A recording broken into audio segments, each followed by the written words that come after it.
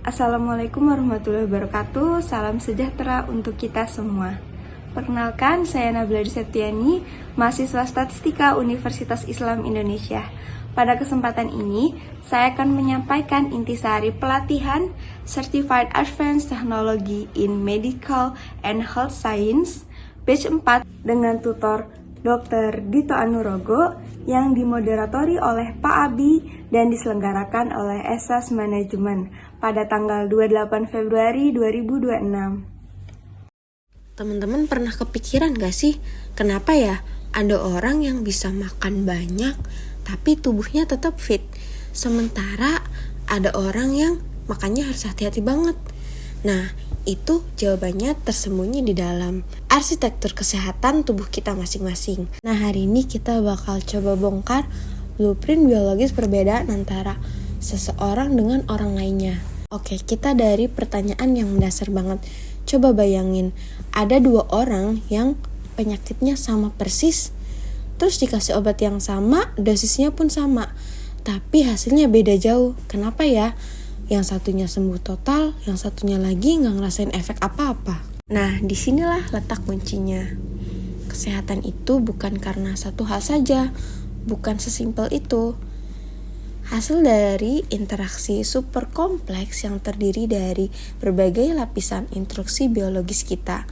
Yuk kita beda lapis-lapisan ini satu persatu. Nah, kita masuk ke bagian 1, yaitu genomics. Genomics itu sebagai buku petunjuk kehidupan. Di sini kita mulai dari fondasi paling dasar dulu ya. Genomics ini buat memahami blueprint yang mendefinisikan siapa kita, yang mendefinisikan tubuh kita. Nah, ini namanya genomics. Anggap aja DNA kita itu kayak buku kehidupan pribadi. Super tebal, super rumit. Isinya semua instruksi buat membangun dan menjalankan tubuh kita. Dan yang bikin menariknya lagi, buku petunjuk saya, buku petunjuk Anda, dan buku petunjuk orang lain itu berbeda-beda. Walaupun perbedaannya tipis, perbedaannya kecil, nah di sini adalah kunci dari semuanya. Dan jangan salah, buku petunjuk ini powerful banget loh. Perbedaan kecil ini bukan cuma nentuin warna mata kita, warna rambut kita, tapi ini penting banget, yaitu juga mengetahui seberapa besar risiko kita terkena suatu penyakit tertentu dan gimana tubuh kita bakal merespon sebuah obat. Selanjutnya bagian kedua adalah transkriptomik, Gene in Action. Buku petunjuk itu gak ada gunanya kalau cuma ditaruh di rak dan gak pernah dibaca.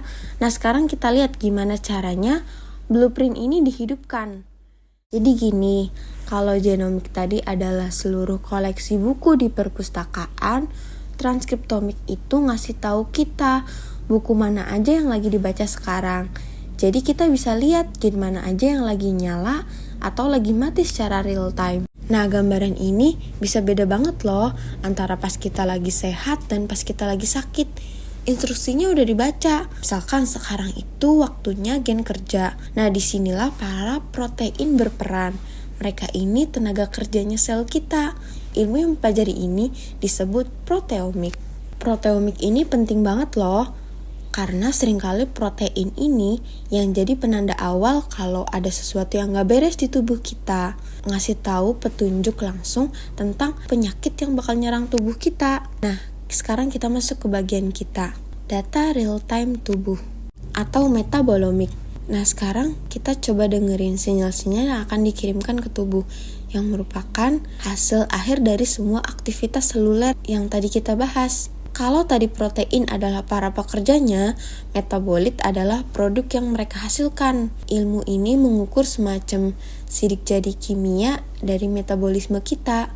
Perubahan super kecil yang ada di sidik jari ini bisa jadi sinyal peringatan dini untuk penyakit, bahkan sebelum gejalanya muncul sama sekali. Keren banget kan? Dan ini tuh ceritanya masih dalam lagi loh. Ada mikrobiomik yang melihat triliunan mikroba di usus kita, seperti organ tersembunyi yang sangat berpengaruh pada kesehatan. Terus ada epigenomik. Ini luar biasa banget karena menunjukkan gimana gaya hidup kita. Bahkan stres bisa mengubah cara gen kita dibaca tanpa mengubah kodenya sama sekali. Ada juga yang namanya eksplosomik yang melacak jejak biologis dari semua yang kita alami di lingkungan sekitar kita. Sekarang kita masuk ke bagian 4 buat melihat gambaran utuh. Karena kekuatan sebenarnya itu bukan dari mempelajari tiap lapisan-lapisan itu sendiri. Kuncinya adalah merakit semua kepingan puzzle ini jadi satu gambaran besar. Ini adalah sebuah perubahan cara berpikir yang fundamental. Kita nggak lagi cuma nyari satu gen yang rusak.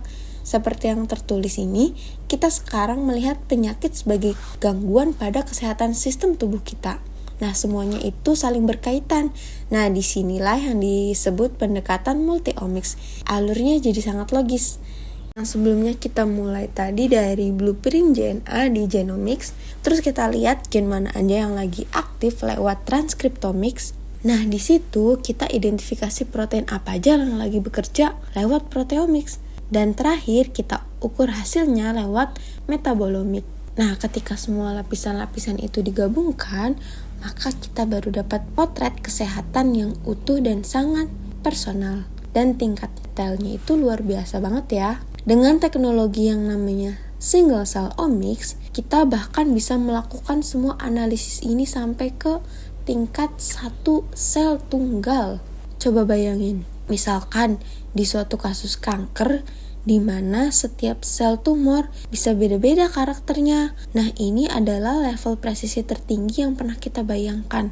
Oke, sekarang kita masuk ke bagian 5. Pengobatan yang dibuat khusus untuk setiap individu. Dalam dunia medis terdapat pengobatan lama, yaitu satu jenis pengobatan untuk semua individu.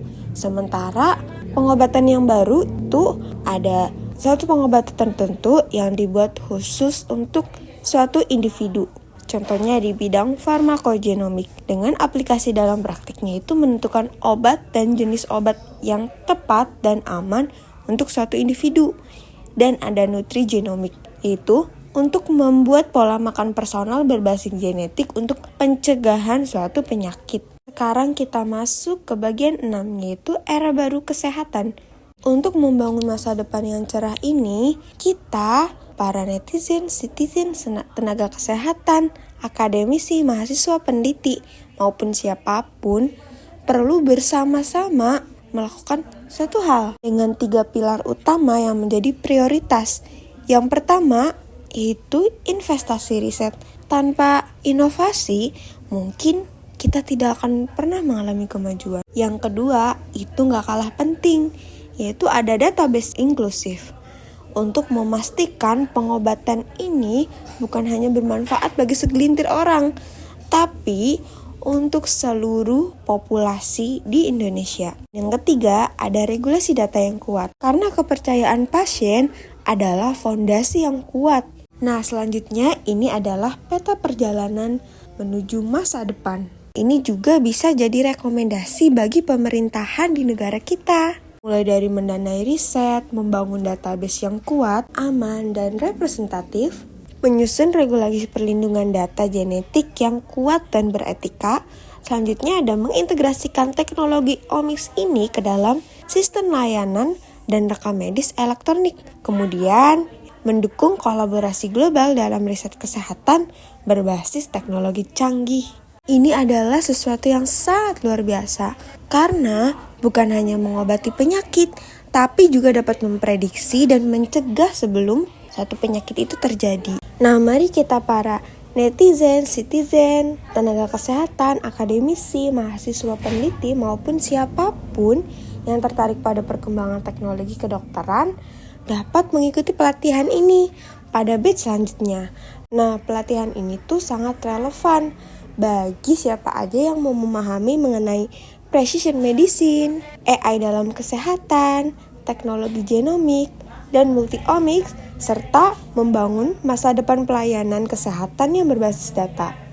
Mari sama-sama kita tingkatkan literasi dan kapasitas bangsa dalam bidang advanced technology in medical and health science demi Indonesia yang lebih sehat, lebih maju, dan berdaya saing global. Wah, materinya sangat menarik ya. Nah, demikian dari saya. Terima kasih atas perhatiannya. Wassalamualaikum warahmatullahi wabarakatuh.